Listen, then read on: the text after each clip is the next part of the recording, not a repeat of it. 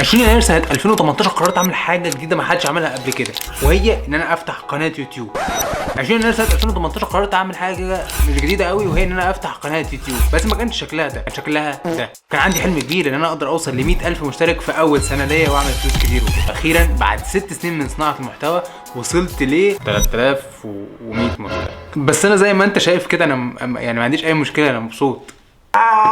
خلال 6 سنين دول رفعنا اكتر من 600 فيديو، اكتر من 10 انواع محتوى مختلفه، 3 قنوات على اليوتيوب، وعملنا ارباح $16 و28 سنت. في خلال 6 سنين دول كسبت جوائز كتير زي جائزه سوني الشرق الاوسط وافريقيا كثالث افضل صانع محتوى سنه 2021 على الشرق الاوسط وافريقيا.